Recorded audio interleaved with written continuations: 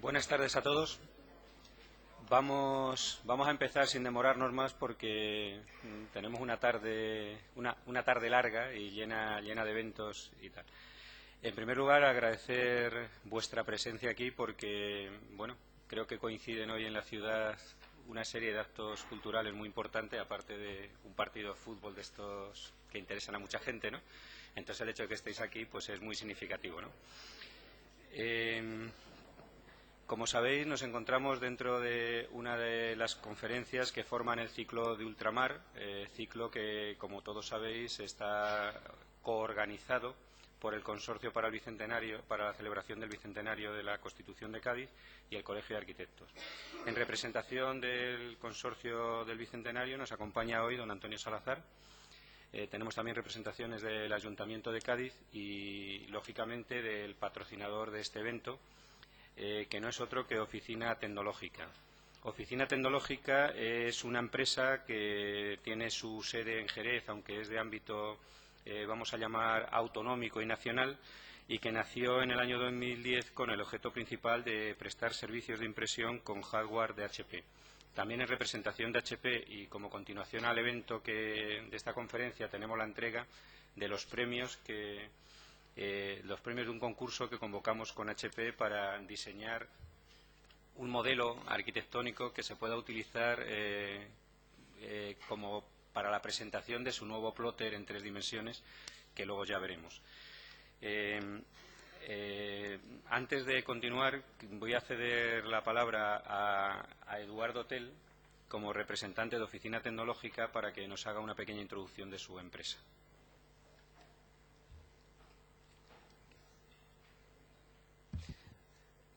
Buenas noches. Agradecer las palabras que hacia Oficina Tecnológica y hacia la empresa que representamos, hacia la marca de Hewlett Packard de HP, pues vuestra presencia aquí.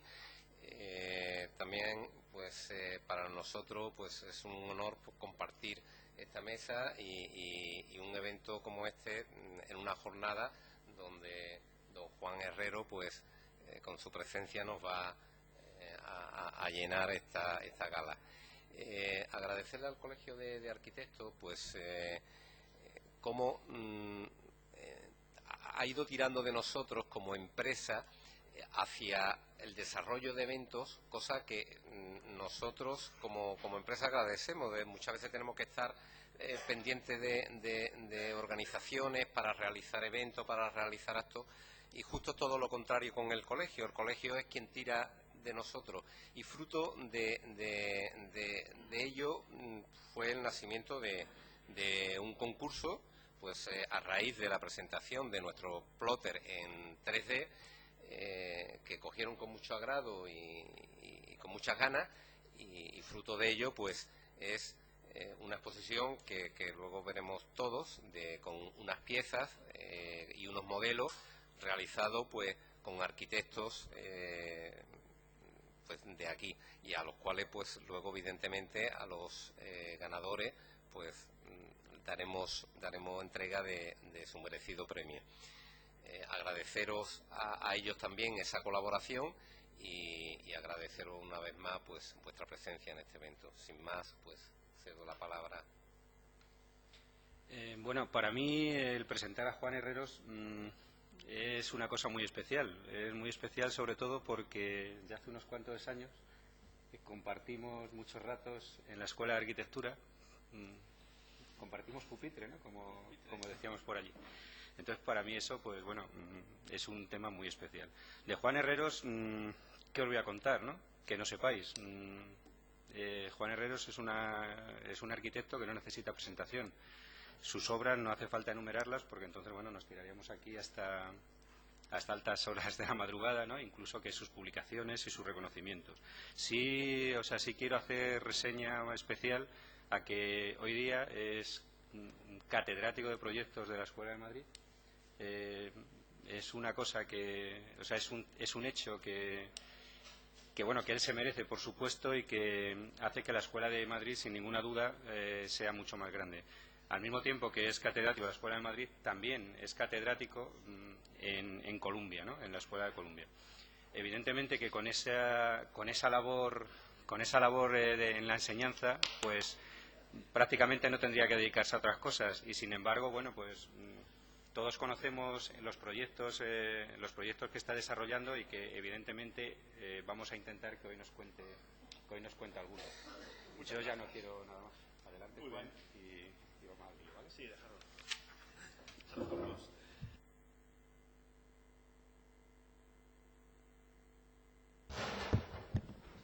Bueno,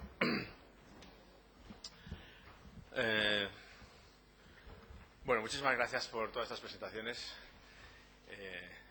Es un placer volver a Cádiz siempre.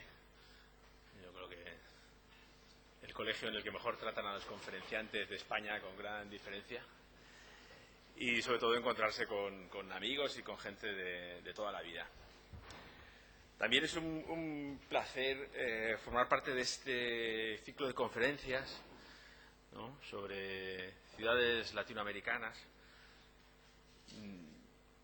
Es un vínculo que yo creo que muchos sentimos de una forma muy especial y que también, en cierto modo, reivindicamos, ¿no?, no solo desde el punto de vista de la arquitectura, sino desde todas las conexiones que en algún momento pues nos han ayudado y nos han devuelto una cierta imagen de nosotros mismos que creo que siempre es positiva, ¿no? El título de esa conferencia, Montevideo, hace alusión a dos cosas. Primero, mi ciudad favorita, así fue como Tomás Carranza hace ya mucho tiempo me lo planteó. Montevideo es mi ciudad favorita de Latinoamérica. La primera que yo visité, curiosamente, es decir, a Buenos Aires fui desde Montevideo en barco, como el Corbusier. Y el título, ese Montevideo, es, digamos, la teoría de las muchas que hay, la teoría que se considera más firme sobre el origen de la palabra Montevideo, que es monte sexto de este a oeste, es decir, en los levantamientos topográficos de la costa, ¿no?, el cerro de Montevideo es el sexto, ¿no? El primero estaría a la altura del Pan de Azúcar, o sea que estamos hablando de accidentes topográficos en la costa o ciudades, digamos, presididas por un accidente topográfico. Montevideo, en realidad, es una ciudad de fundación tardía, es una ciudad de primeros del siglo XVIII. Hay que tener en cuenta que se funda casi 200 años después que Buenos Aires, o que Santiago, o que Asunción en Paraguay. Y tiene un pasado diferente, un pasado con presencia portuguesa, por ejemplo, cosa que no ocurre en las otras plazas. Y tiene una fundación defensiva de la entrada del río, ¿no?, del Gran Río. Ese es un dibujo de Joaquín Torres García, bastante irónico, pero también muy fuerte en cuanto a su expresión, esta inversión digamos, el norte y el sur, como, ¿no?, diciendo si el hemisferio sur tiene su propio norte, que es el polo sur, y eso que cuando uno habla del mundo es el Ecuador, cuando uno habla de América invertida, como él tituló este dibujo, ese Ecuador pasa exactamente por los 34, 54, 56, 11, las coordenadas de Montevideo. Era una forma de decir que Montevideo, esa pequeña ciudad que nunca consiguió competir con Buenos Aires, es en realidad el centro del mundo americano, ¿no? Esta acuarela la hace el 15 de abril de 1819 el teniente Pierce a bordo de una fragata inglesa llamada algo así como Her Majesty Favorite o similar, que es una de estas misiones como las que llevaban a Darwin, por ejemplo, ¿no?, a bordo como naturista, y él va realizando un levantamiento en acuarela de la costa, tal y como la ve desde el barco, ¿no? Y este es el levantamiento exacto del perfil de la ciudad de Montevideo, con ese cerro, con ese monte sexto de este a oeste, y con uno de los primeros dibujos que se hace de la costa. Ese mismo día, en su cuaderno de bitácora, refleja esta otra acuarela, ¿no?, en la que ya se ve a la izquierda o detrás del barco, del velero, el cerro, y a la derecha el centro histórico de la ciudad, ¿no? Año 1819, que todavía se mantenía prácticamente intocado el centro como una playa fortificada. Montevideo realmente es una particularidad, ¿no? Está fundada, como decía antes, a la entrada del río, ¿no?, del gran estuario del Río de la Plata, que sabéis que es donde vierten sus aguas el río Uruguay y el río Paraná. Ahí abajo está Buenos Aires. Esto es La Plata, está la famosa casa del Corbusier, del doctor Curuchet. Y allí está Montevideo con su bahía, ¿no? Justo enfrente de Buenos Aires está Colonia, para que os hagáis una idea. Y ahí se ve el color chocolatoso de todos los limos que arrastra los ríos, ¿no?, y que dan ese aspecto característico al agua de Buenos Aires y de Montevideo. Pero que en esta foto se ve como a veces, ¿no?, Montevideo se salva del color chocolate y puede tener aguas azules. Sin embargo, lo que está claro es que Montevideo está construida en el interior del río, es decir, es una ciudad fluvial en cuanto a su paisaje. Otra cosa es que para nosotros un río de esa anchura sea casi inconcebible, ¿no? Este es ese color un poco más azulado del que presumen los montevideanos con respecto del chocolate de Buenos Aires. Pero lo que es cierto es que el mar queda lejos.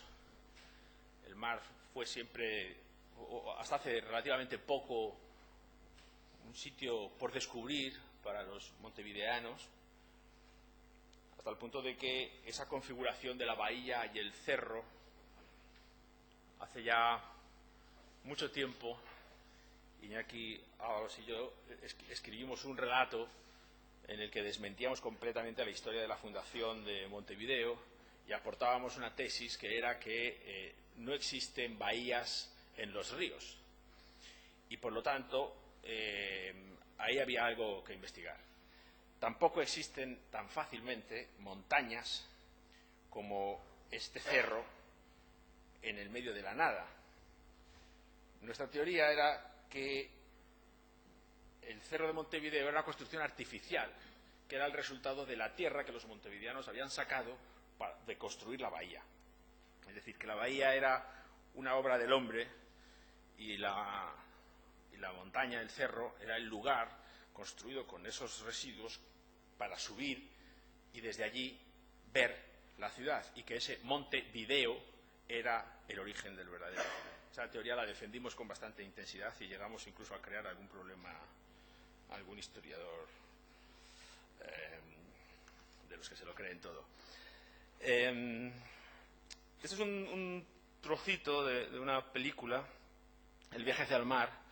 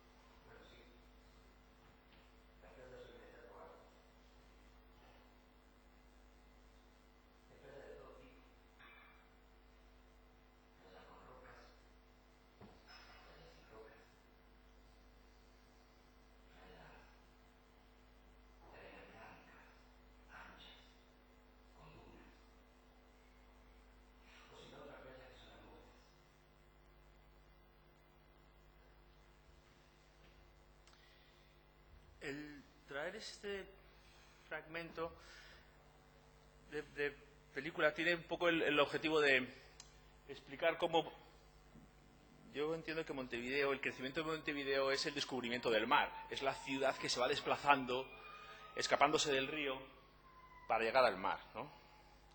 Esta es una famosísima película, quizá una de las primeras grandes películas uruguayas independientes, ¿no?, que se llama El Dirigible, y que es una película que narra la llegada del dirigible a Montevideo.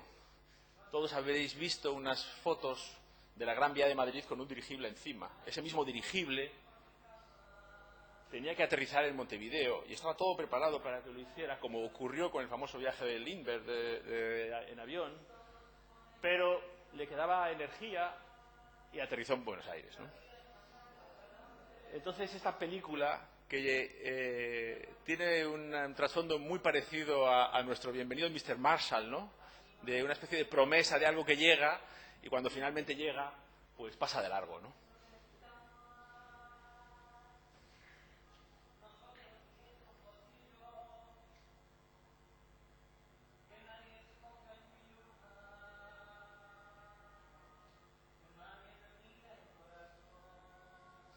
Y ahí todavía estamos en el río, pero exactamente más o menos donde ocurre esa escena es donde empieza la Rambla, empieza la ciudad de Montevideo a desarrollarse a lo largo de la costa. Y digamos que este mapa de el río, el mar y la gran laguna, ¿no?, que marca un poco el límite de la ciudad, se empieza como a hacer realidad. Si volvemos a finales del 18, este es un plano del año 1776, un plano que demuestra fehacientemente que la bahía es artificial y que el monte, el cerro también lo es, ¿no?, y que recuerda algunos de los planos del libro que habéis publicado sobre Cádiz, ¿no? Ahí se ve esa fortificación y se ve el damero español trazado, que empieza desde lo que se llama el embarcadero, que está fuera de la bahía y se va desarrollando en diagonal hacia el interior de la bahía, hacia donde hoy está el mercado del puerto, por ejemplo, ¿no?, lugar emblemático y que hay que visitar. En realidad este plano se mantiene intacto, pues hasta después de la Constitución que estamos celebrando su bicentenario. Hasta muy entrado el siglo XIX, este sigue siendo el plano de la ciudad. Este concretamente es un plano de 1818, ¿no? Y sí hay que señalar esas murallas que tuvieron, digamos, su trabajo y su responsabilidad, aunque el tiempo, digamos, de utilidad fue breve, porque en menos de 100 años la ciudad pues entró como en un periodo ya de pacificación, y este es un poco el Montevideo de 1842 como un lugar de comercio, como un lugar muy vinculado al mar a través de esa seguridad y de esa tranquilidad que produce las aguas del río y el abrigo de la bahía, ¿no? Esta es la vista desde el cerro, ¿no? Para esto se construyó el cerro, ¿no?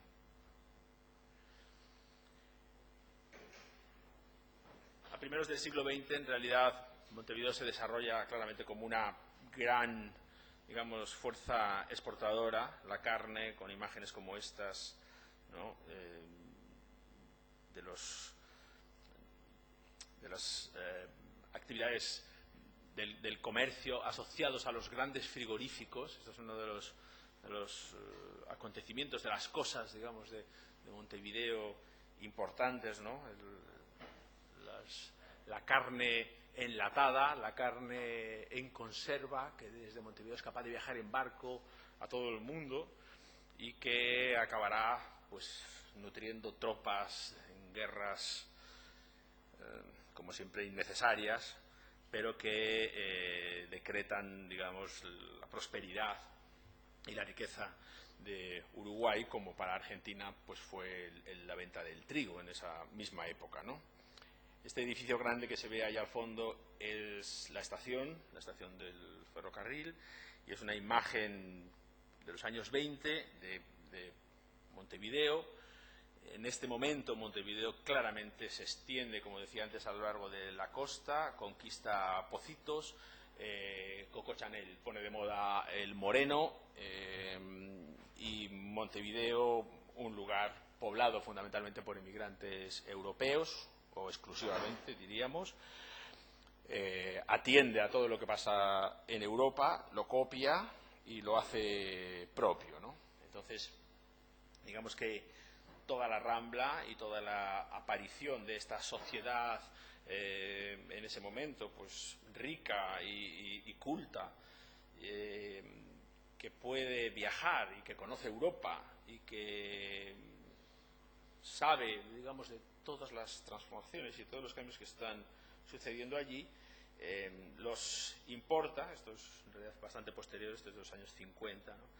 Los importa y sobre todo descubre la playa, y es la playa, una vez más, una playa artificial, porque evidentemente el río no tiene playa, pero y tiene incluso un borde originalmente muy abrupto, que se va regularizando y que se va convirtiendo en una colección de ensanadas que dan lugar a las playas asociadas a los diferentes barrios, a cada barrio un tejido, a cada tejido su playa, a cada playa su monumento, diríamos, ¿no? Este concretamente es el Hotel Carrasco. En un momento dado, esto es construido en el año 20, el Hotel Carrasco es digamos, la posición más avanzada costa arriba, digamos, de la ciudad en ese momento, y esta es una situación que se produce continuamente, es decir, el crecimiento o la expansión viene decretada por la aparición de una gran pieza arquitectónica y se rellena el hueco entre esta y la anterior, ¿no? Así se llegaría hasta Piria, hasta Piriápolis, ¿no? Una especie de ciudad balneario utópica construida por un tipo visionario que, por supuesto, se arruinó construyéndola, como casi todos, ¿no? Este es el Hotel Carrasco, que ha sufrido como 20 reformas a lo largo de su vida. Luego hay que decir que se han arruinado 20 compañías explotándolo, con un gran casino y con un lujo extraordinario, ¿no? Lo que es interesante un poco de todo este fenómeno de la costanera es cómo la ciudad gravita y depende de la costanera, no solo desde el punto de vista infraestructural de comunicación norte-sur de la ciudad. Digamos que la ciudad se recorre básicamente a lo largo de la costanera y desde ella se accede al interior de los barrios. En algún momento merece la pena cruzar por alguna de las grandes arterias interiores, pero se podría casi vivir en Montevideo recorriendo solo la Rambla y entrando donde corresponde, ¿no? La Rambla, como se ve perfectamente, es un terreno casi siempre ganado al mar, donde en algunos lugares se han podido generar ya históricas playas artificiales que están inscritas en la memoria de los habitantes y que, por lo tanto, forman parte de una geografía que diríamos que casi en la misma esencia de la ciudad, como gran acontecimiento artificial y colectivo, pues tiene aquí una extraordinaria manifestación, ¿no? De hecho, tengo algún dibujo de cómo era originalmente este perímetro y cómo fue, digamos, domesticado para trazar la Rambla. Y lo que estáis viendo son los diferentes barrios, ¿no? En este caso es Pocitos.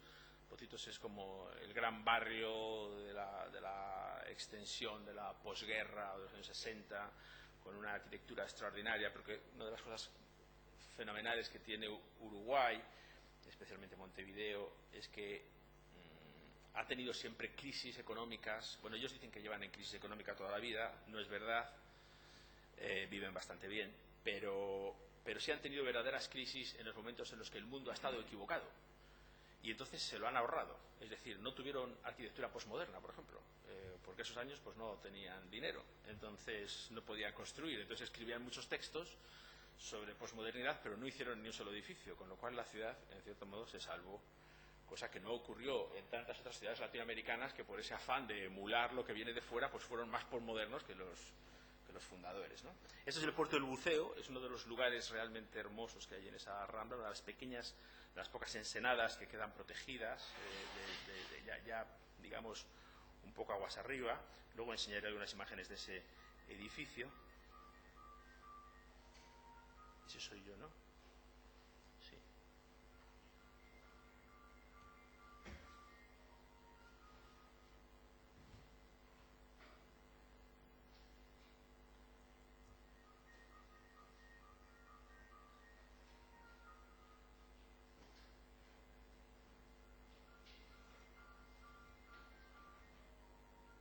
¿Por qué? ¿Cuál es la imagen que quiere sonar?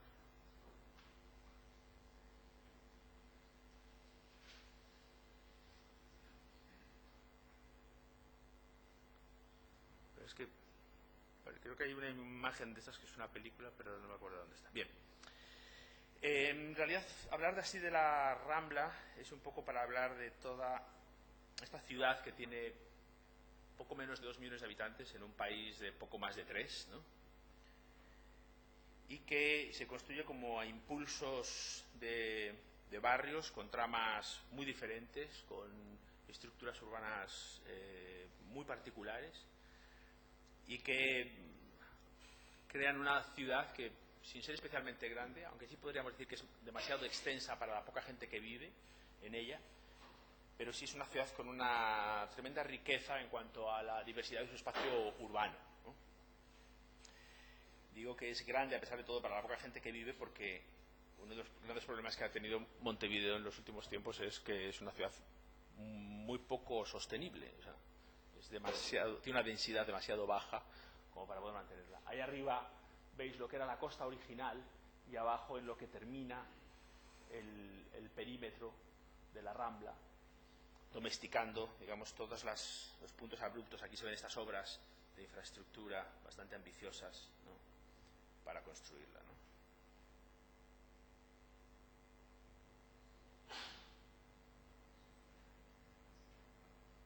Y aquí es donde se ve un poco lo que ha ocurrido con la bahía, es decir, la ciudad histórica se coloca en la entrada de la bahía, la ciudad se desarrolla a lo largo de la costa, en algún momento vuelve a la bahía con muy poca fortuna. Allí están las grandes instalaciones industriales, los frigoríficos de la carne y unos barrios que crecen ahí un poco a espaldas de toda esta componente industrial que hace que la bahía no haya conseguido desarrollarse. Es la gran asignatura pendiente. La Escuela de Arquitectura de Montevideo realiza un taller sobre la bahía prácticamente cada 2 años. Esa torre que se ve ahí es la famosa Torre Antel, es una torre de Carlos Hort, el arquitecto que ganó por sorpresa el concurso de la Ópera de París, ¿no?, y volvió a su país y tuvo este encargo que en realidad es el símbolo del gran fracaso del llamado Plan Fénix de los años 90, que era el plan que quería volver a la bahía y construir ahí un gran centro financiero, ¿no? Esa torre es más o menos del año 2002.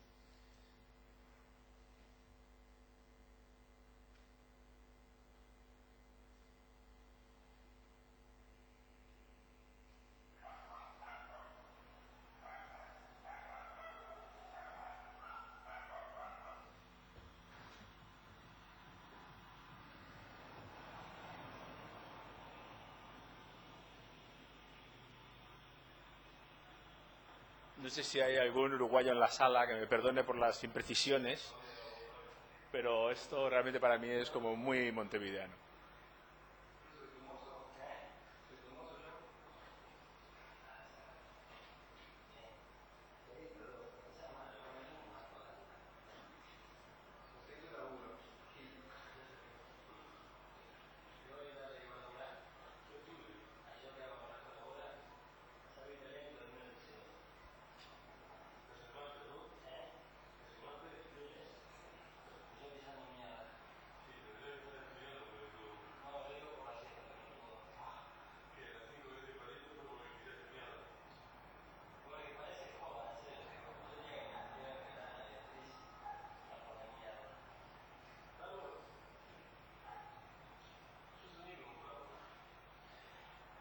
Bien, esta escena podría ocurrir en cualquiera de los barrios de viviendas unifamiliares, de casas bajas, que salpican la geografía de la ciudad, de manera que no se puede decir que haya como un centro denso o de edificios altos, como normalmente concebimos en Europa, con una periferia que va perdiendo densidad. Hay bolsas en el interior de la ciudad, con esos barrios, con estas colonias. Esa podría ser una de ellas, ¿no? Perdón.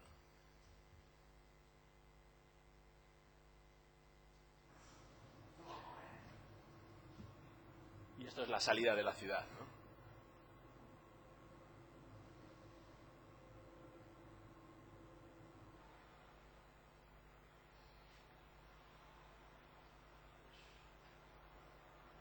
Carrasco, este es el hotel.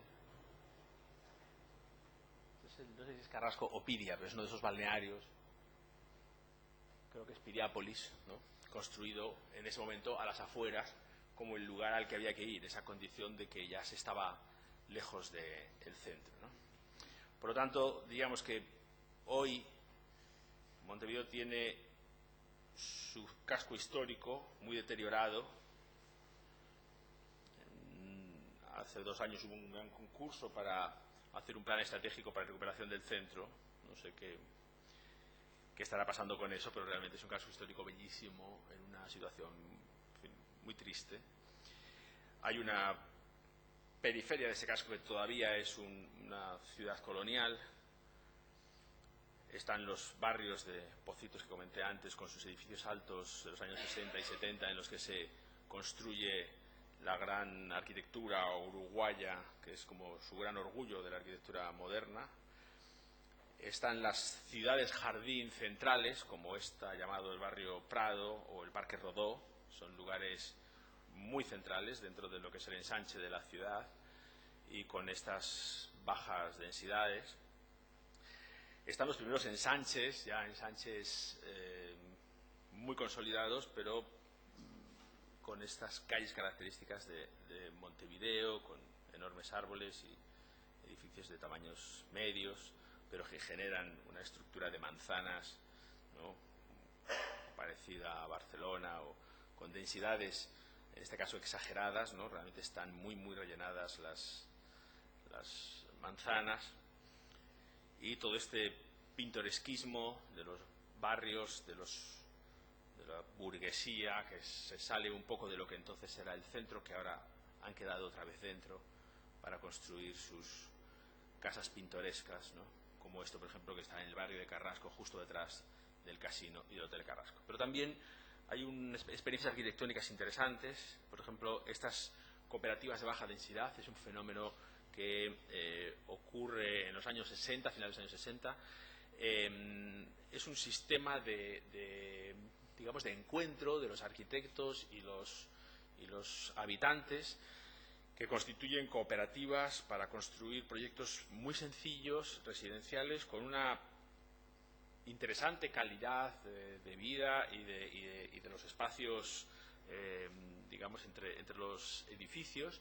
Las cooperativas funcionaban casi como kibbutz, o sea, las casas eran diseñadas por los arquitectos, pero los propios cooperativistas las construían y los propios cooperativistas compraban los materiales y hacían la gestión, aunque tuvieran otras profesiones y otros trabajos. Estaban perfectamente organizados y son, digamos, lugares en los que se desarrolla toda una cultura de la autogestión y de la solidaridad. Esto es algo que también está, yo creo que muy impreso en la personalidad uruguaya, ¿no? Esta cuestión un poco de la vida en comunidad, de la sociedad civil, ¿no? Que Uruguay es un país en su momento tremendamente avanzado en cuestiones legales, que fue uno de los primeros lugares del mundo donde votaron las mujeres o donde ha habido leyes muy progresistas. Entonces, estas cooperativas son un símbolo de ese esfuerzo, de la construcción de una especie de orgullo cooperativo, ¿no?, que incluía, por ejemplo, a las mujeres, ya que he mencionado lo del voto, porque trabajaban en las obras y en la organización de todo el conjunto, ¿no? Y bueno, quedan muchas de estas cooperativas construidas en muy buen estado, porque generalmente pasa un poco como con los poblados dirigidos en España o algo así, ¿no? Que se produce una especie de herencia y la gente las cuida y las mantiene muy bien. Al mismo tiempo se producen los primeros grandes experimentos de vivienda social. Este es desde luego el más reconocido. Luego tengo algunas imágenes de él. Es el complejo Boulevard, es una obra del año 1971. También tiene tantos arquitectos firmando lo que casi habla de una cooperativa de arquitectos. Aquí están nombres que luego han sido arquitectos importantísimos en la enseñanza y en la práctica profesional y en la investigación que se ha hecho desde Montevideo, como Ramiro Bascans o Tomás Sprechman, seguramente el catedrático más importante de proyectos de la escuela, recién jubilado, Arturo Villamil, Héctor Biglieca, que a lo mejor os suena porque es un arquitecto uruguayo emigrado en la época de los militares a Brasil, donde fundó en Sao Paulo Biglieca y Asociados, uno de los grandes estudios que operan en la ciudad. Esta cooperativa tiene, en fin, recuerda mucho a nuestro Caño Roto, por ejemplo, ¿no?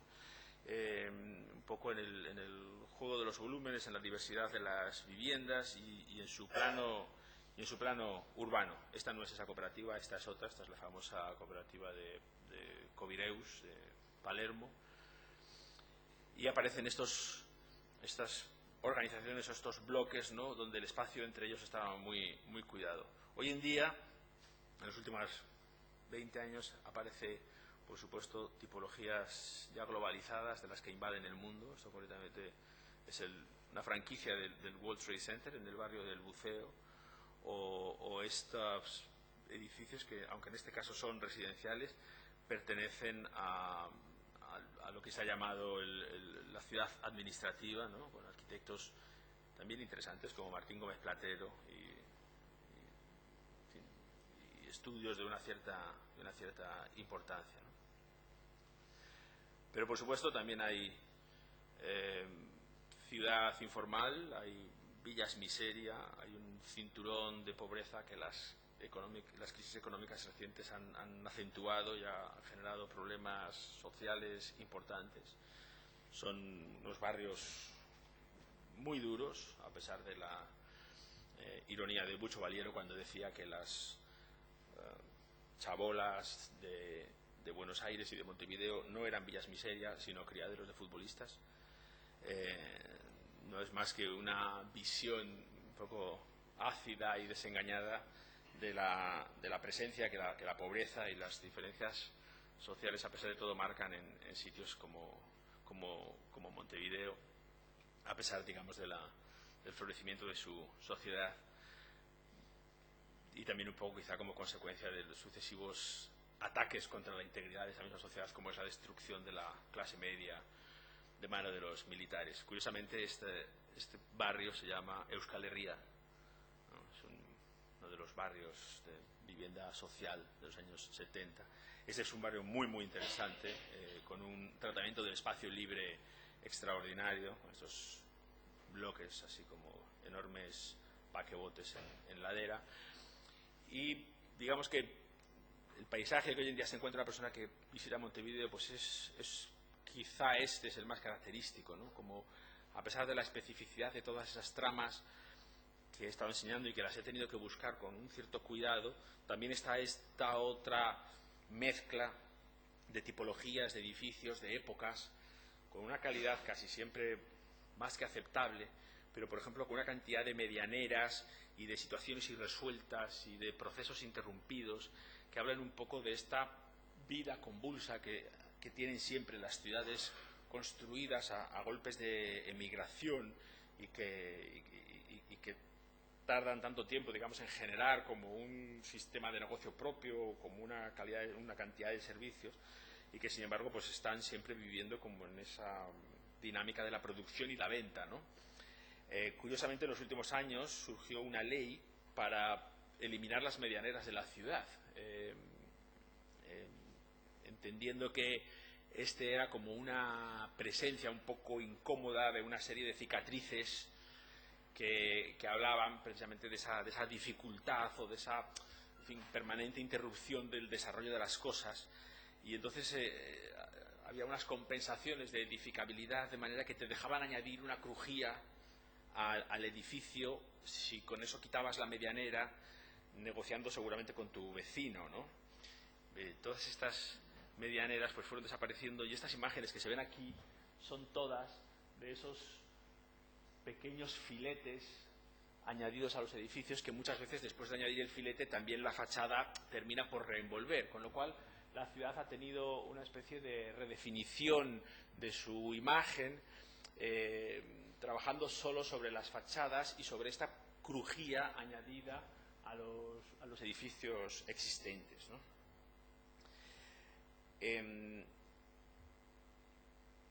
Este es un corto interesantísimo, se llama Ataque de Pánico.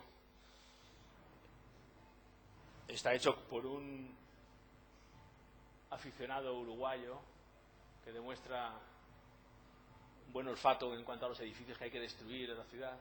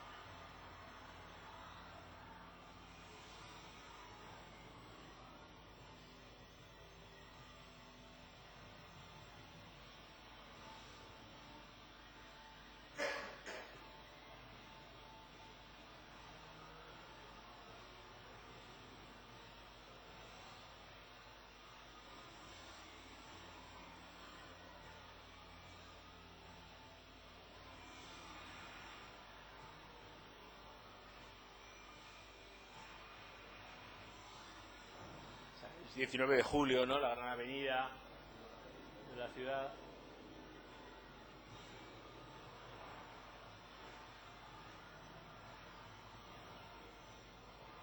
Intendencia, el Ayuntamiento de Montevideo, ¿no? Ese es el Palacio Salvo.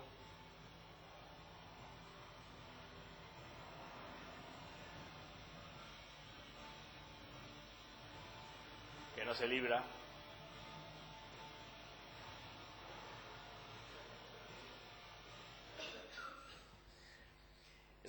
Este corto, si lo queréis ver entero, es extraordinario.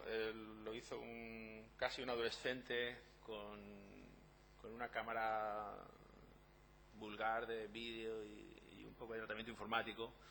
Lo descubrió Spielberg y lo ha convertido en uno de sus grandes tesoros, ¿no? Bien, quizá la parte que yo creo que es más interesante para nosotros como arquitectos es digamos, lo que puede dar de sí la teoría de que las ciudades latinoamericanas, y entre ellas Montevideo, por supuesto, han sido y pueden seguir siendo como laboratorios digamos, de arquitectura, digamos, por unas condiciones de presión y de temperatura constantes, que ya le hicieron, digamos, muy golosas para Le Corbusier cuando hizo su viaje, y que en cierto modo se continúa. Esto es un vídeo con lo importante en cierto modo son las palabras, si llegan, de Marcelo Danza, un profesor de la Escuela de Arquitectura de Montevideo, que habla sobre esta condición de la ciudad como laboratorio.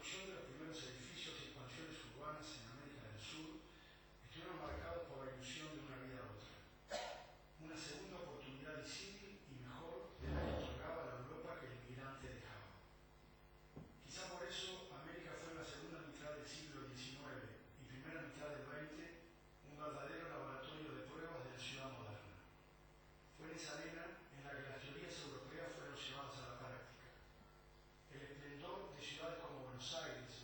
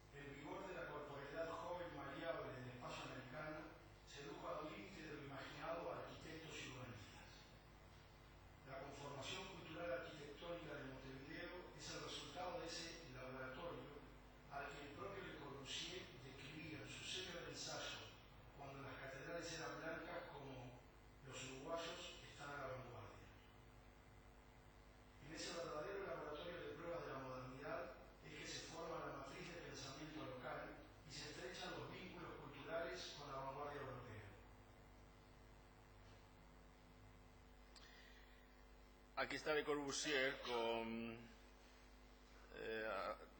en el barco, el paquebote Massilia, ¿no?, en el que llega, evidentemente en su viaje de seducción por Latinoamérica, aunque me imagino que estaba mucho más seducido por Josephine Baker a su lado. Y ahí está también Pepito Latino, el amigo y manager de Le Corbusier en este viaje de septiembre del año 29, ¿no? Le Corbusier pasa por Montevideo y de ahí en el buque cruza a Buenos Aires, y al entrar en Buenos Aires hace el famoso dibujo, o concibe el famoso dibujo de las torres del puerto de Buenos Aires, ¿no? Aquí están, digamos, los arquitectos del momento, entre ellos Villamajó y algún otro, como el autor de la Escuela de Arquitectura. Este es el famoso dibujo que Le Corbusier propone para Montevideo. Ahí se ve la fortaleza arriba del cerro, y como Le Corbusier propone uno de estos edificios, pues como el que luego propondría para Argel, ¿no?, cortando, digamos, por lo sano el centro histórico y conectándolo con la periferia.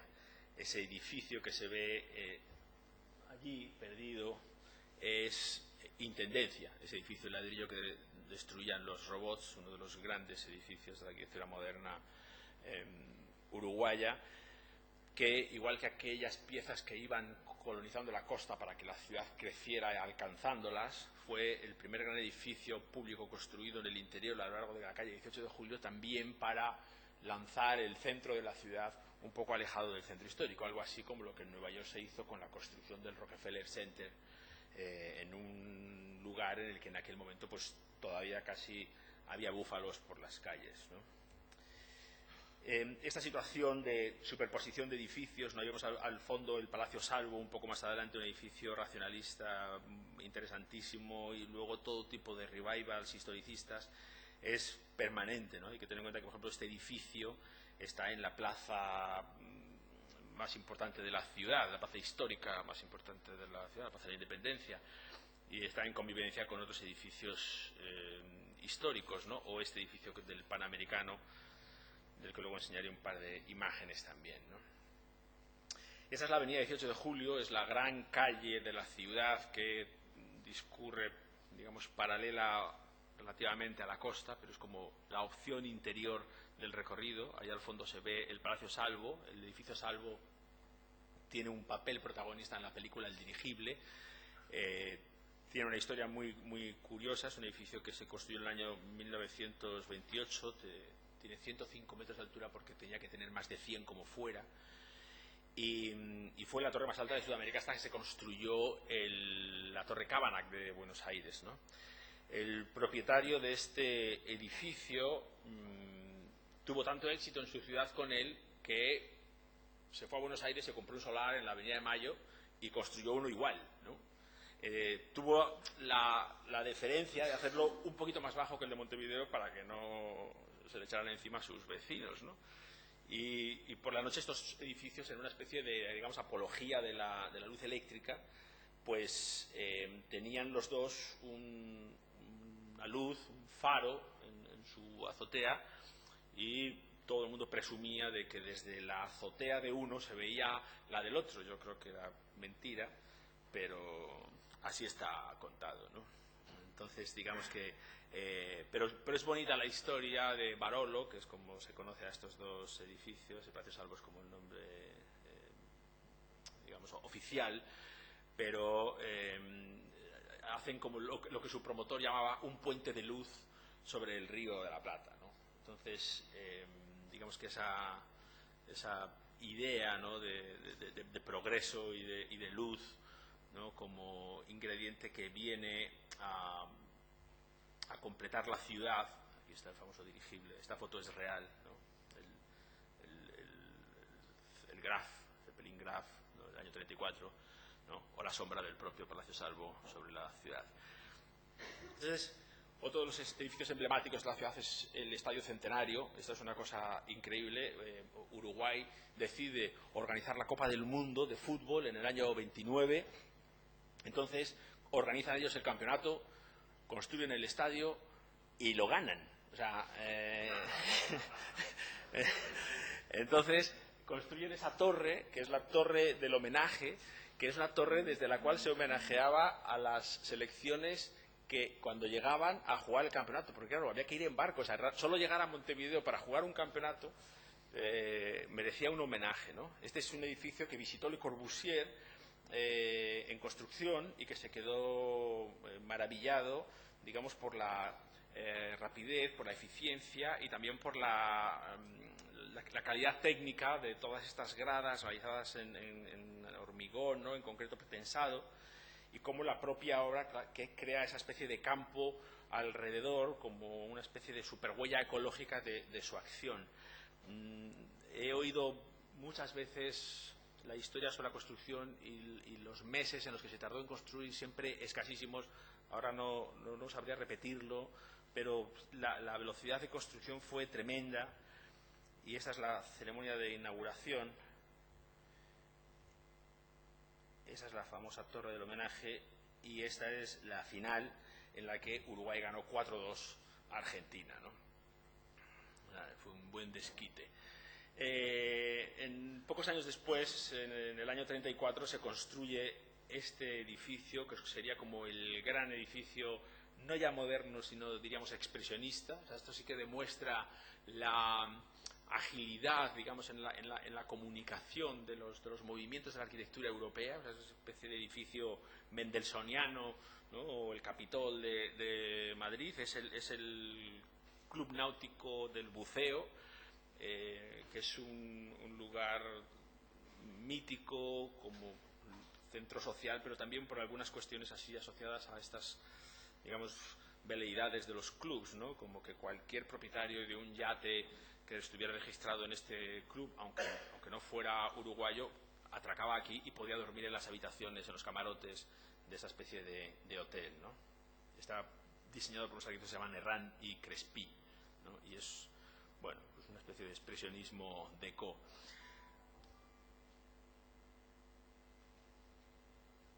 Esta es la Facultad de Ingeniería. La Facultad de Ingeniería de Julio Villamajó. Julio Villamajó es el gran arquitecto moderno de Uruguay.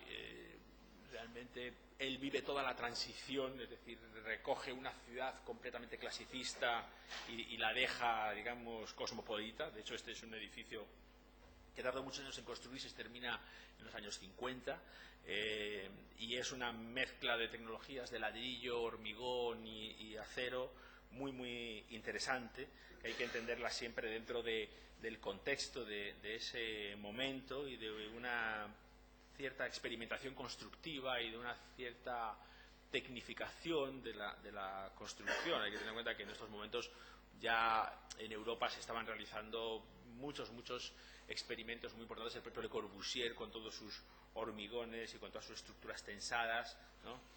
Y se construyen estas arquitecturas que son muy desnudas, que casi recogen una tradición latinoamericana, que es siempre construir como un gran esqueleto, una gran osamenta dura y pesada, ¿no? De hormigón, a la que luego todo lo demás, en cierto modo, se introduce ligeramente, casi como si fueran muebles o como si fueran pequeños superobjetos dentro. Este es un edificio fascinante, se llama el edificio del Pilar. Es un edificio que tiene un único pilar en el centro. Toda la fachada está tirantada, los tirantes pasan por arriba y bajan por la medianera a un gran dado de hormigón que está enterrado en el suelo. Diríamos que el edificio está colgado de la medianera con la única ayuda de ese pilar que lo recorre por el centro, ¿no? Un edificio interesantísimo, es de un arquitecto llamado Luis García Prado, es un edificio del año 57, y precisamente por ese atirantamiento de los elementos verticales de la fachada, diríamos que como incluso la fachada trabaja a tracción, los elementos son delgadísimos, y es una visión casi inquietante, ¿no? Ver esa fachada que uno llega casi a la conclusión de que lo que sujeta al edificio son los vidrios, ¿no? Porque no hay nada que tenga como espesor ni presencia suficiente. Y este quizá es el más famoso de todos, seguro que los que de aquí conozcan un poco la ciudad y sepan de la arquitectura de Montevideo, pues el Panamericano, edificio de Raúl Sichero, año 1958, es como la gran reinterpretación latinoamericana de la unidad de habitación, donde la diversidad de los apartamentos, los núcleos, los corredores, la planta baja diáfana, incluso la construcción que el propio arquitecto se hace de paso de su estudio en el jardín, en una pieza exterior al edificio, como la que tienen los edificios de Reidi en Brasil o como la que tiene la propia unidad de habitación de Marsella, una pieza que hoy está alojando una emisora de radio que se ve ahí abajo, es esa pieza blanca que está ahí abajo, y este sigue todavía hoy siendo uno de los grandes edificios digamos de la ciudad, de pequeños apartamentos donde con gran movilidad, donde personas, extranjeros o personas en ciertos momentos de su vida, todo el mundo tendría que vivir, ¿no?, de alguna forma en algún periodo en este edificio, ¿no?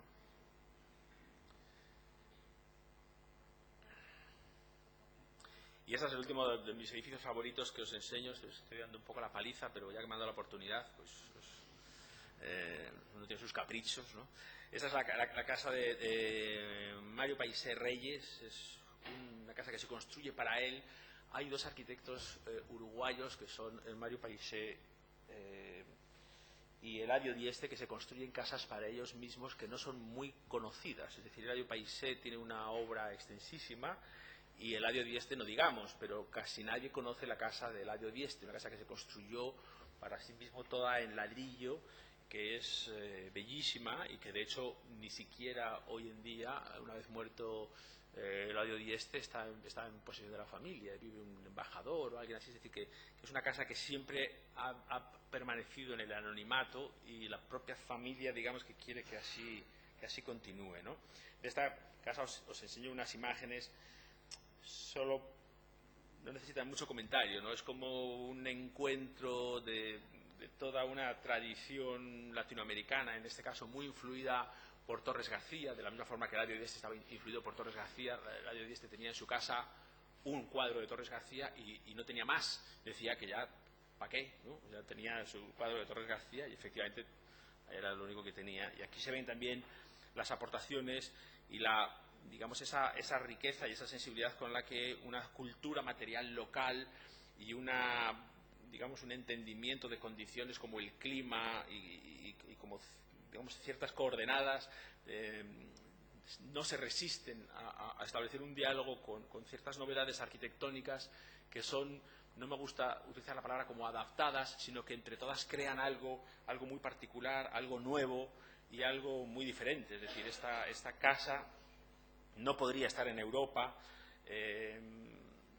aunque está, digamos, construida con todo su repertorio, y uno tampoco podría decir que es como uruguaya, ¿no? Entonces este empeño en inventar un lenguaje y en convertir ese lenguaje en algo colectivo es muy importante, porque hace también que todos los años 60 e incluso entrados los años 70 exista en Uruguay una burguesía que habita casas de arquitectos conscientemente e intencionadamente, ¿no?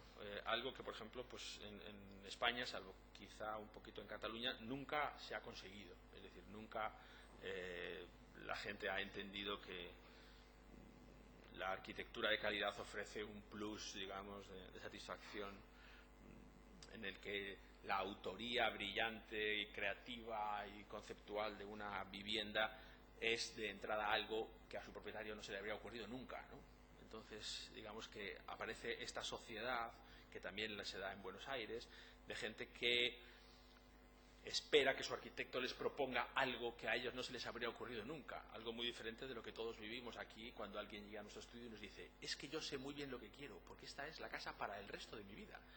Y entonces nos dices: bueno, pues ya está, háztela, ¿no? No molestes. Bueno, pues aquí algunas imágenes del complejo Boulevard, solo para que lo veáis exactamente como está hoy. Está impresionantemente bien conservado, es bellísimo. Y las últimas cosas que se han construido, esto es Franco Comerci, uno de los arquitectos interesantes de la ciudad. Esto es Eladio Dieste, que se me ha quedado tarde, aunque tendría que haber aparecido antes. Eladio Dieste realiza esta síntesis un poco de ingeniería, arquitectura, Bonet, Correa, ¿no?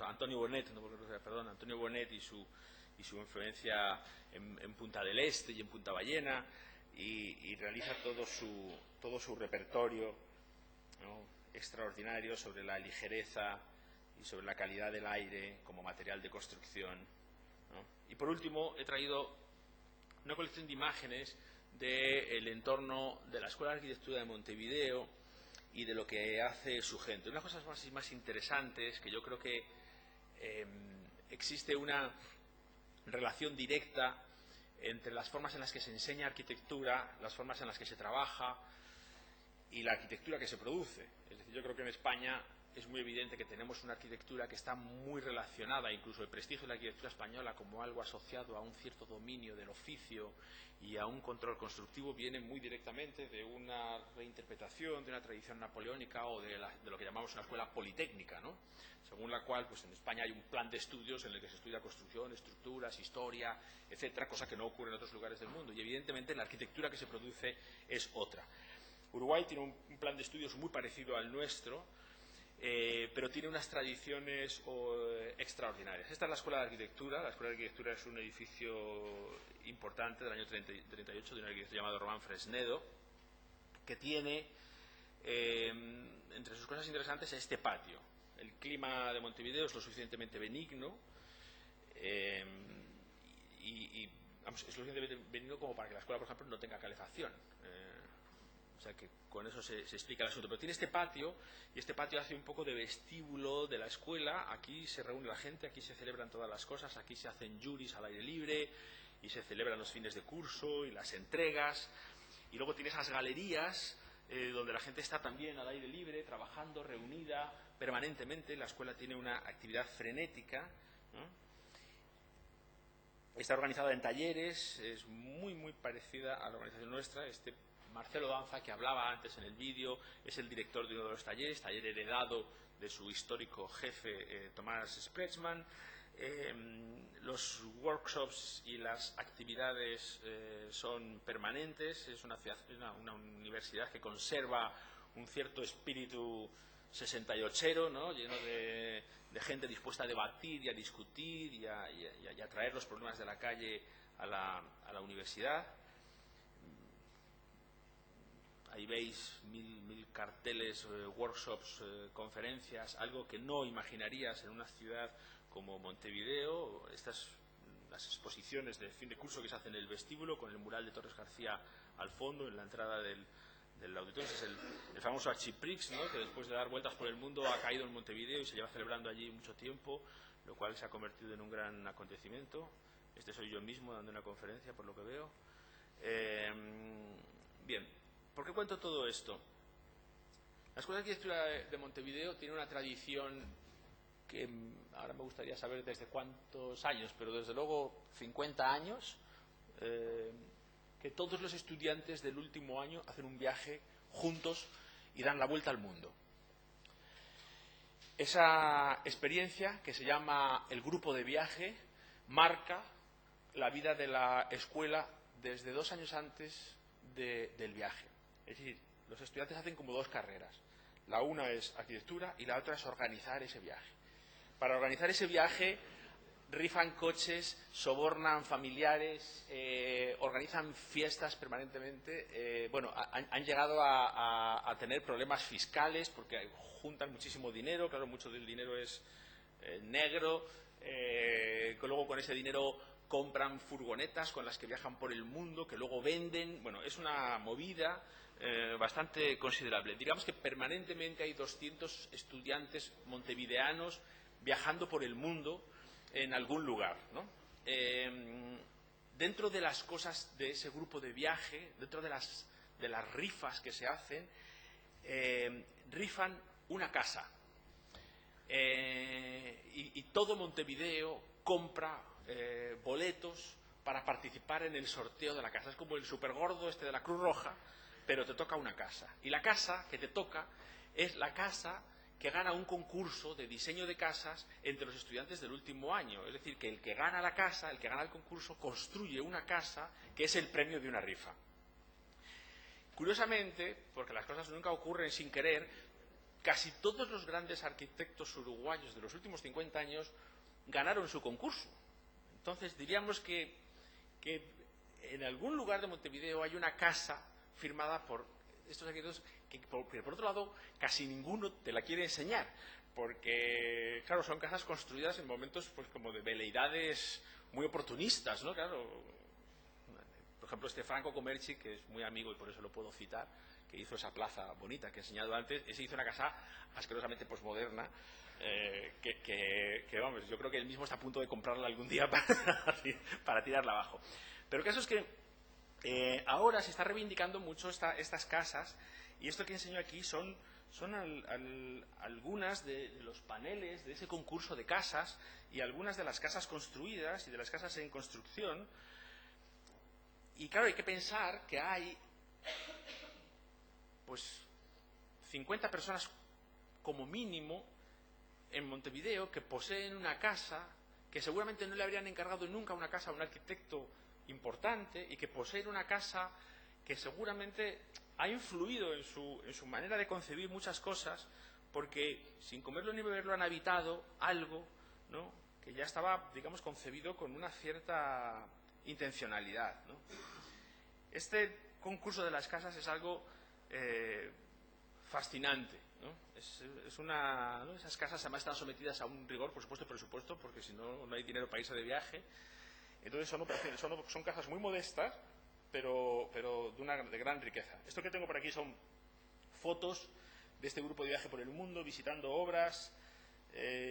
¿No? Esto es la Tourette, me parece, ¿no?, lo de abajo, si no me equivoco, visitando estudios de arquitectura. Este que está aquí abajo, calvo, de la derecha, es Marcelo Danza, y eso que se ve ahí es el pabellón de Venecia de la Bienal, de hace 2 bienales. Marcelo Danza hizo un pabellón interesantísimo en el que esa mesa y esas 4 sillas, él con 2 ayudantes, uno de ellos, ese que está allí de espaldas, que se llama Gonzalo Rivas, que es el que me ha ayudado a preparar esta conferencia, por cierto, se fueron con esa mesa durante meses por la ciudad, la plantaban en cualquier sitio, se sentaban y pedían a la gente que se sentara con ellos para hablar de arquitectura y de ciudad y de qué les interesaba de la arquitectura, y con todo eso hicieron un libro de conversaciones interesantísimo. Y el pabellón de Venecia, y con eso se gastaron el dinero. Entonces el pabellón de Venecia de Uruguay ese año consistió en una edición de 15.000 libros azulitos con las conversaciones. En el pabellón no había nada, estaban los libros, le regalaban uno a todo el mundo que iba, y la mesa y las sillas. Yo creo que esto explica muy bien también esa mentalidad uruguaya de que las cosas valen para lo que valen, y cuando ya no valen, pues lo mejor es que estén diseminadas por el mundo o que no estorben mucho, ¿no? Aquí seguimos viendo a la gente del grupo de viaje, y aquí la casa que ganó el año 2006, una casa bastante ama a los herreros, ¿no? Pero bueno, mucho mejor, ¿no? Seguro a estos no les entran las goteras como a nosotros. En fin. Pero bueno, yo creo que es una calidad más que interesante, ¿no? Bueno, voy a enseñar 2 proyectitos o 3, muy brevemente, que explican un poco mi relación con este ambiente y con mis múltiples viajes y mis múltiples workshops y mis múltiples cursos que he dado en Montevideo y alrededores, ¿no? Este es un proyecto que se llama Blue Ranch. Es la contestación al Sea Ranch de Moore, de California, y es una interpretación de toda esta cuestión comunitaria y de sociedad civil que tiene Uruguay, como el sitio donde uno puede confiar que la solidaridad y la convivencia sea la ecuación de un proyecto de arquitectura. Esto podría ser la vista del campo argentino, muy característico, con estas suaves ondulaciones y pequeños grupos de árboles, desde un salón con estos montantes y con esa especie de alberca o piscina que aparece ahí, ¿no? No sabemos mucho más. Lo siguiente que sabemos es que hay un prado en algún lugar del país con una cantidad de piezas de arquitectura diferentes, que luego resulta que cada una tiene un nombre, cada una surge de la exageración de una única ecuación típica de lo doméstico. Una sería como en la casa-cocina, la casa-baño. Es una casa completa, también tiene dormitorios, pero en la de la casa-baño, el baño es más grande que el dormitorio. Digamos que serían casas para experimentar espacialmente opciones en las que a lo mejor uno no podría vivir siempre, ni siquiera sería muy interesante, pero sí es un buen sitio para pasar un fin de semana porque te ofrece algo, porque te obliga, porque te exige algo en cuanto a tu relación cuerpo a cuerpo con la arquitectura. Estas podrían ser, por ejemplo, algunas de esas casas, ¿no? Todas estas casas están construidas solo con dos materiales, ¿no? Con hormigón y con madera. Y la idea es que hay una comunidad de propietarios que en realidad no son propietarios de una de las casas, sino que son propietarios mancomunados, digamos, de este lugar de experiencias o de vivencias con respecto de la arquitectura. Entonces tú como propietario puedes tener amigos, puedes coger 3 casas un fin de semana, puedes llevar a tus invitados o puedes estar tú solo y que tus hijos estén en otra, y diríamos que continuamente se produce esta especie de reutilización y de rehabilitación del conjunto. Las casas no tienen decoración, no tienen cuadros, no tienen objetos personales, tú las ocupas completamente inertes, ¿no? Hormigón, madera, no hay ni picaportes, ¿no? Es como un sitio al que tú llegas como si fueran cuevas, por así decir. Desparramas tus cosas, tus enseres, tu ropa, tus 4 libros, tu iPod, tu iPhone, tu no sé qué, y ya está. Y cuando te vas, pues te has ido, ¿no? Y entonces esa relación con el sitio, con el paisaje, con la arquitectura, con la materia y con tus vecinos, continuamente, permanentemente, es diferente, ¿no? Esto es algo que, bueno, estamos trabajando en ello y que yo creo que podría ocurrir solo en un sitio como Uruguay. Esta es una torre que estamos diseñando ahí al final de la Peña de Pocitos, en el buceo, ¿no?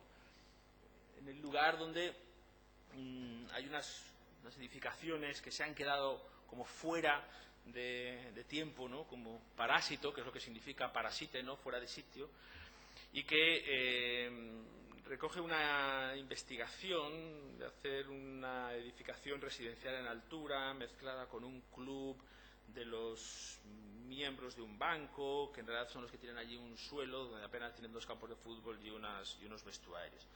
Diríamos que también este es como un proyecto que, si me interesa, es por la posibilidad de investigar, digamos, tipologías mixtas donde oficinas, comercio, museo, club deportivo, o sea, lo público, lo privado y lo semiprivado, ¿no? Pueden convivir en un trabajo también un poco sobre las fachadas, sobre la profundidad de las fachadas y sobre su capacidad para construir a lo mejor uno de aquellos hitos antiguos que iban señalando la costa, pues intercalar como quien mete una cuña entre aquellos hitos otro que habla del siglo XXI y que habla de una relación diferente con la ciudad.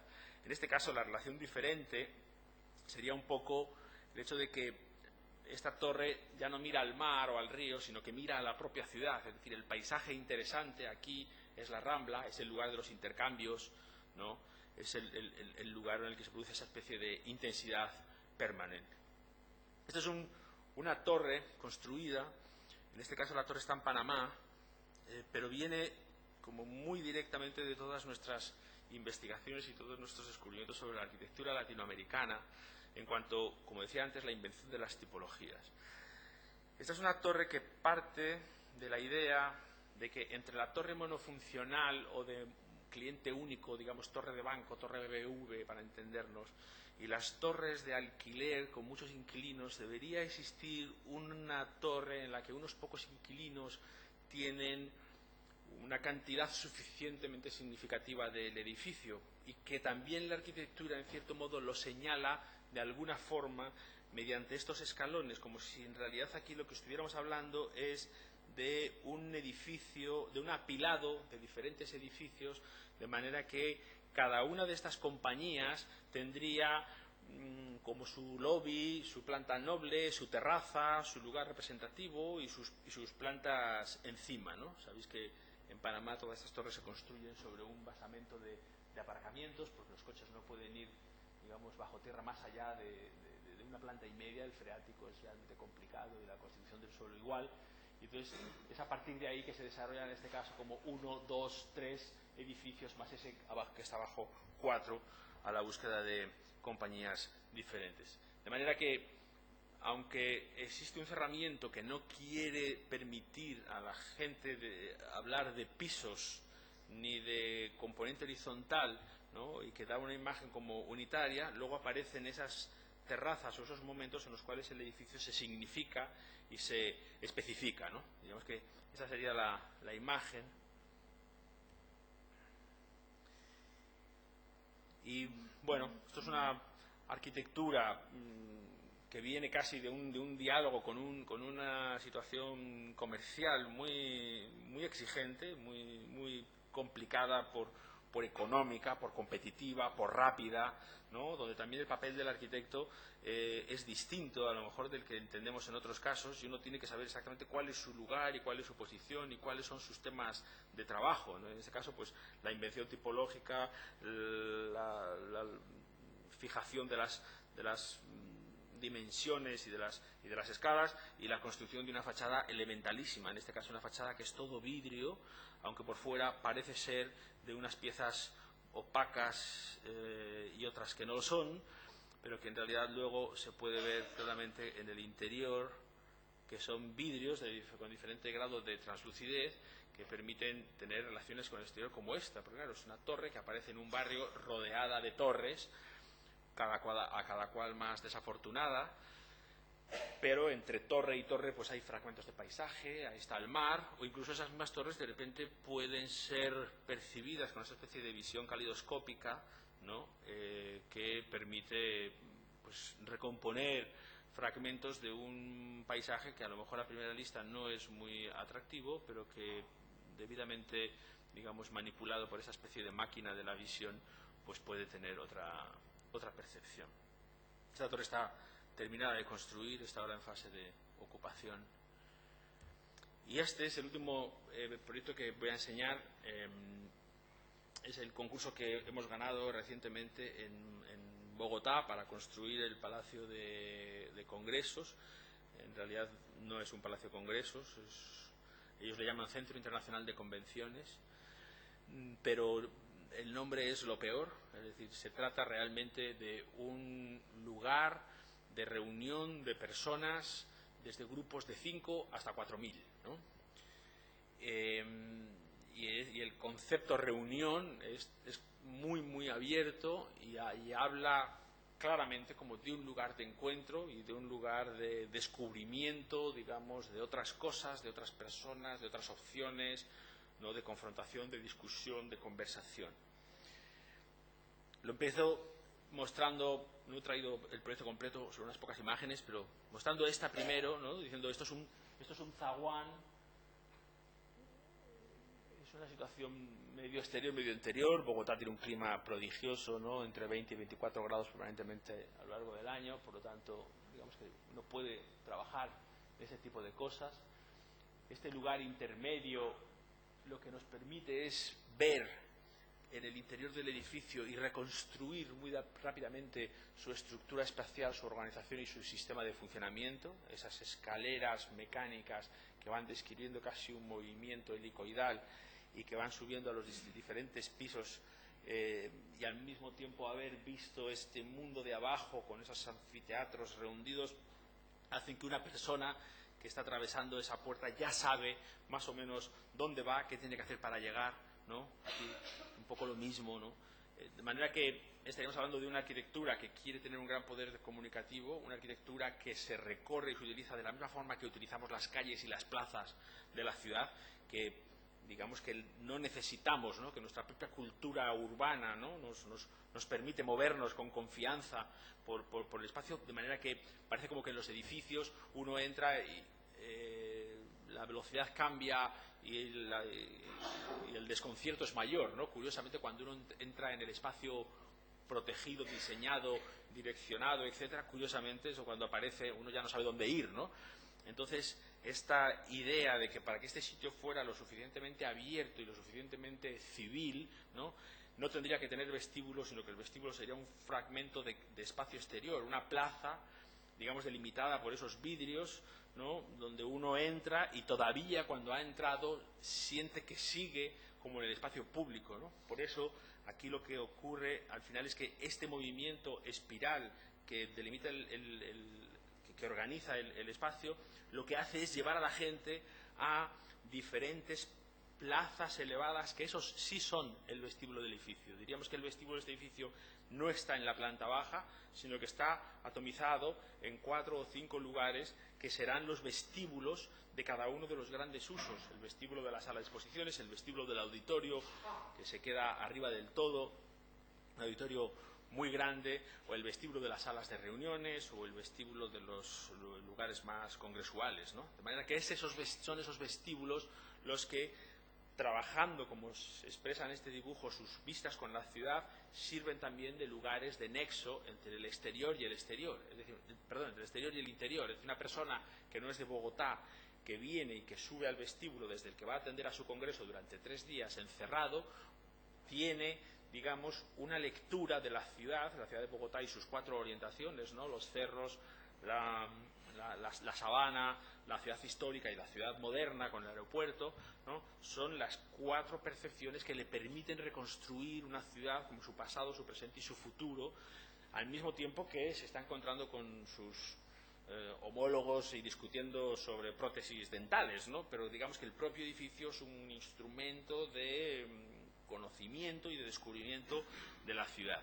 Por lo tanto, ahora que ese anagrama o que ese diagrama se convierta en una sección como esta, pues parece bastante fácil, ¿no? Ni siquiera creo que necesite explicarla, salvo para ver que ahí el salón de actos, el salón de plenos, es divisible en 2 y tiene una parte inclinada, que es un auditorio de 2.000 personas, y una parte plana, que es un gran salón plano de dimensiones, digamos, perfectas o armoniosas y gran altura, en el que se pueden hacer todas las cosas que se nos ocurra hacer en un salón plano. Esto fue una de las cuestiones que nos permitió en las discusiones con el jurado solventar el problema de haber puesto el auditorio arriba, ¿no?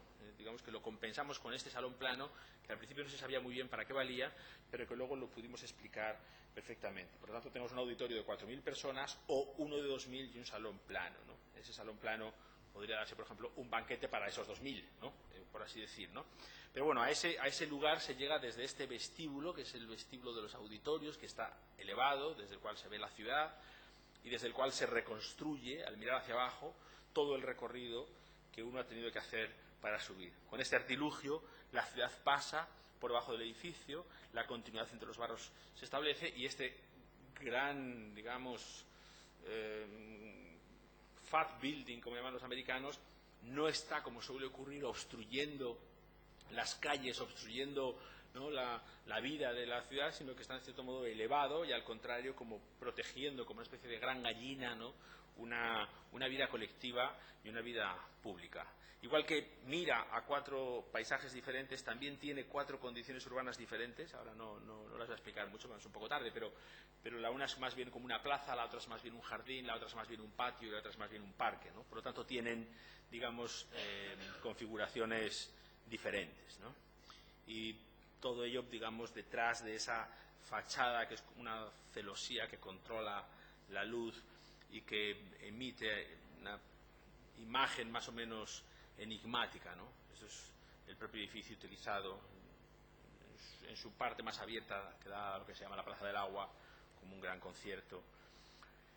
Y al mismo tiempo que trabajamos así como en el terreno más conceptual y casi sin definir plantas, ¿no?, un trabajo muy, muy serio sobre la búsqueda de un concepto holístico que junte estructura, instalaciones, construcción y experiencia espacial, ¿no? Lo que se ve ahí arriba en realidad son unas chimeneas de ventilación. Este edificio no tiene aire acondicionado. Digamos que el aire entra por depresión en las cámaras de los forjados, aprovechando que las grandes luces que tenemos nos obligan a tener forjados de 2 metros de canto. Esos forjados, que son 2 losas de hormigón unidas por celosías metálicas, son recorridos por el aire que entra en las salas y que sale por arriba. Digamos que esa especie de permanente ventilación nos permite no colocar aire acondicionado, tener siempre aire limpio e introducir otros factores como salud ambiental, etcétera, etcétera. El único problema que tenemos de momento es que puede que ese aire esté más frío de lo que quisiéramos, ¿no? Y estamos ahora trabajando sobre ello, ¿no? Pero esta idea de que la fachada, los forjados, la estructura y todo trabajan juntos, y donde el problema de que la estructura tenga gran canto en realidad se convierte en la solución al asunto de eliminar máquinas, eliminar consumo eléctrico, eliminar ruidos, eliminar vibraciones, eliminar enfermedades transmitidas por el aire, etcétera, etcétera, y dar como un paso adelante en el sentido de decir, el progreso también a veces puede ser como, ¿no?, renuncia o simplificación, ¿no? Entonces digamos que este edificio apuesta mucho por esa cuestión de decir, lo pondremos a la vanguardia de la capacidad tecnológica de Bogotá, pero al mismo tiempo intentaremos que esa capacidad tecnológica esté dedicada a crear un modelo repetible que tenga como un futuro en lugares a lo mejor en los que esa capacidad tecnológica no es tal, ¿no? Bueno, esto tiene su gracia, el famoso salón plano. En las reuniones con el jurado, este concurso fue a 2 vueltas, fuimos preguntados sobre la utilidad de este salón plano. En la segunda vuelta ya lo llevábamos muy bien preparado y dijimos que si el edificio tenía el éxito que nosotros esperábamos, tendría que ser el sitio para casarse en la ciudad de Bogotá, ¿no? De manera que eso daría un poco la dimensión de que realmente esto no era un sitio donde vienen extranjeros a discutir sobre cosas cardiovasculares, ¿no?, sino que sería un edificio inscrito en la propia ciudad, ¿no? Y para eso era muy importante que el salón de actos tuviera ese gran ventanal al fondo desde el cual se ve la ciudad. Y bueno, esto no viene a cuento, pero también ese mismo lugar podría ser el del máximo ocio, es decir, los viernes por la noche las sesiones de electrónica de este sitio, donde uno puede hacer ruido, tiene un aparcamiento donde caben 3.000 coches, puede tenerlo toda la noche abierto y hay seguridad y hay todo, pues bueno, puede venir ¿no?, que debe ser David Guetta por lo menos, y convertir este sitio en un punto de encuentro o en un punto de referencia para generaciones urbanas que habitualmente no tienen acceso a este tipo de edificios. Claro que para que eso ocurriera no se puede llamar Centro Internacional de Convenciones de Bogotá, porque CICB, ¿no?, tuvimos una reunión con los responsables y dijimos, Centro Internacional de Convenciones de Bogotá tiene las mismas iniciales que el Centro Internacional de Convenciones de Barcelona, que el Centro Internacional de Convenciones de Bruselas, que no sé qué, había como 14 en el mundo que se llamaban CICB, CCID, CCCIB. Bueno, entonces les propusimos que se llamara Ágora Bogotá para que uno pudiera decir, ¿me caso dónde? En Ágora, en Ágora, no sé qué, no en el centro de convenciones, ¿no? Entonces, bueno, esto lo apoyamos con una presentación que aparecerá aquí en algún momento, por estas cosas vienen lentas. ¿Y por qué no tengo imagen? Vale, ya lo sé.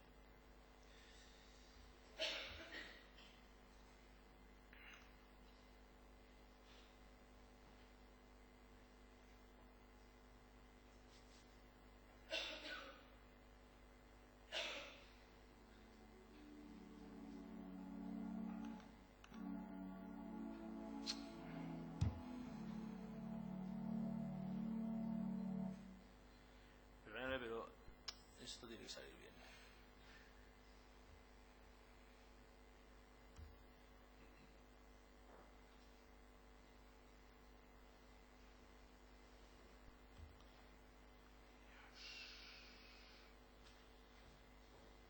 Es la última, ¿eh?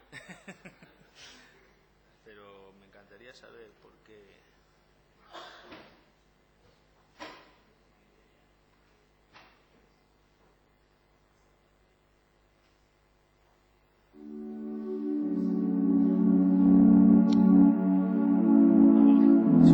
Perdón, es que yo no lo veo, pero vosotros sí.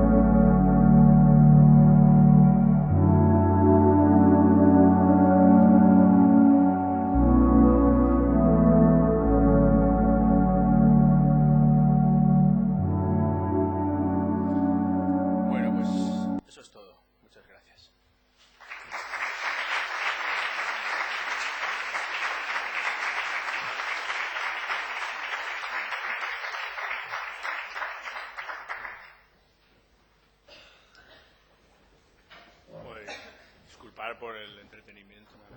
Muchas gracias, Juan, por compartir con nosotros tu magnífico saber hacer y tu pasión por la arquitectura y por la ciudad. Ya para terminar vamos a proceder a la entrega de del concurso de HP. Entonces tenemos Tomás. Tomás.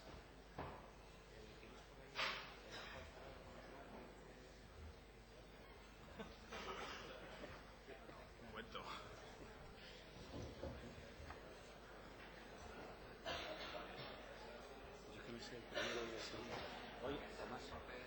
Voy haciendo el primero y el segundo, que me lo sé ya está, ¿vale? Yo creo que para no dilatarlo más, no tenemos ahora mismo el acta del jurado, pero bueno, vamos conociendo, conocemos a los autores y en el fallo del concurso, el primer premio fue otorgado para Alberto Merchán, que no sé si está por aquí. Sí, aquí está Alberto. Entonces yo creo que lo suyo es que vengas, te acerques. Un aplauso para él.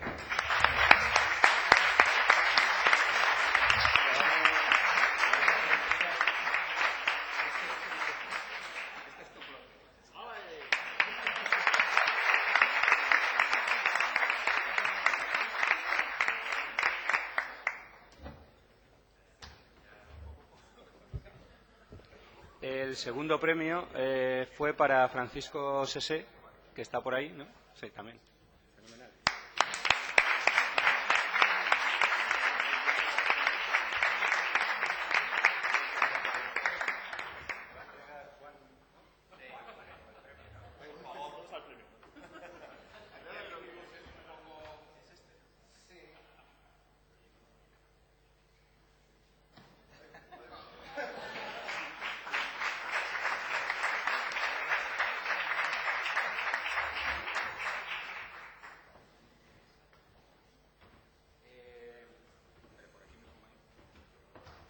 El segundo accesit fue para Orlando Castro, que también está por aquí, que nos acompaña. Fenomenal.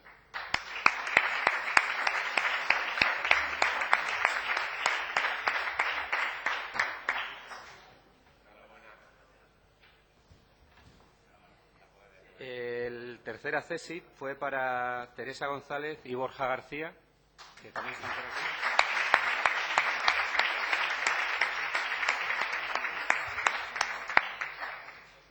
Y el cuarto accesit fue para Octavio Osta, también está por aquí.